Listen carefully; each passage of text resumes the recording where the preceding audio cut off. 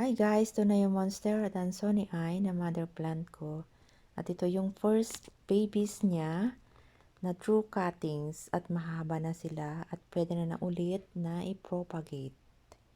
At ituturo ko sa inyo kung paano ko ginawa through my experience. At gagamit tayo ng scissor or cutter.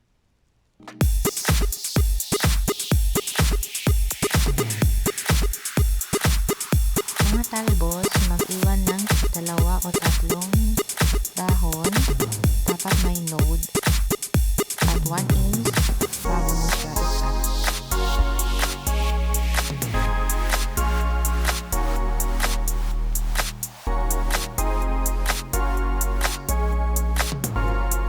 Mga sumunod na dahon at 1 inch both sides saka i-cut.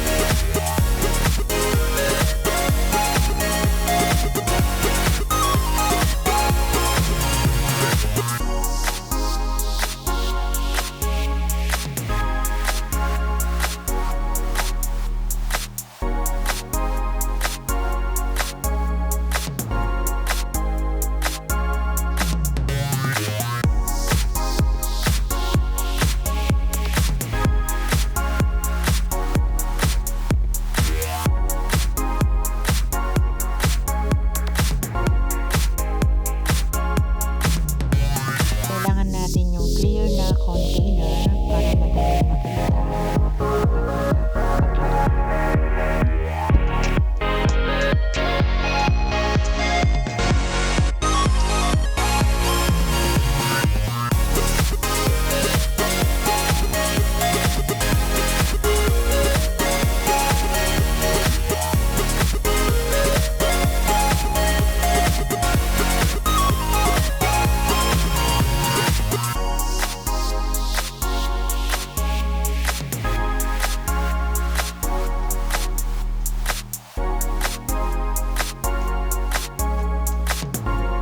guys, mga ibang dahon dapat may rice.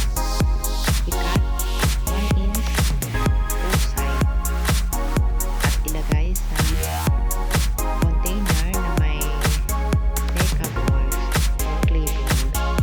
Magsama-samahin dyan, hintayin natin na umugat sila.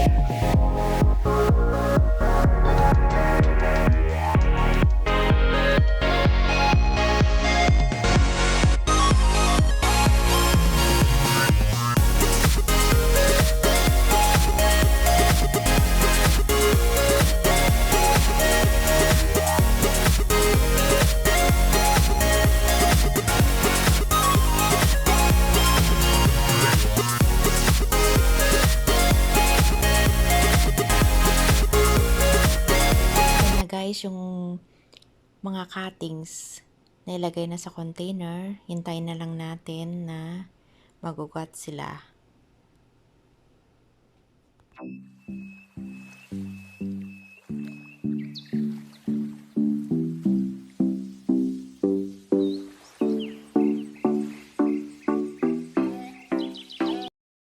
Yan guys, yung mother niya at yung kinat natin kanina, yan ang first babies niya.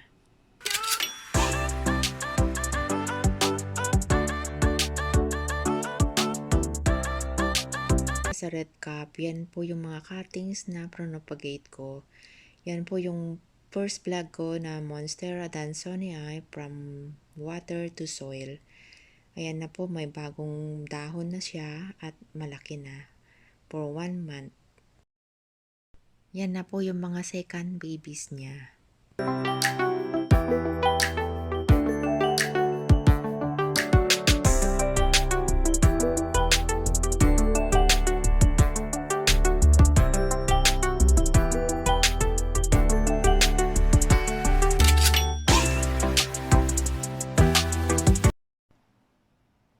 Hello guys! Papakita ko sa inyo yung Monstera adansonii. Propagate ko to water na may clay ball. Yung iba meron ng ugat, mahaba na. Yung iba naman maliliit pa. Gaya nito, meron na siya less than a inch. Ito pa, dalawa.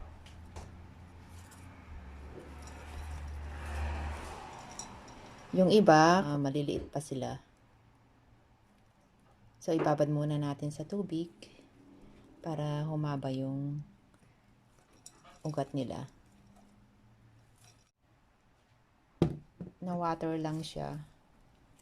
May ugat na rin. Ayan.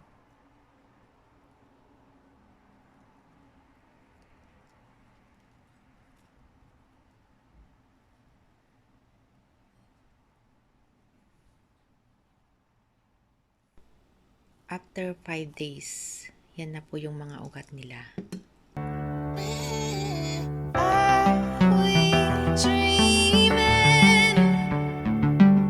Are we dreaming?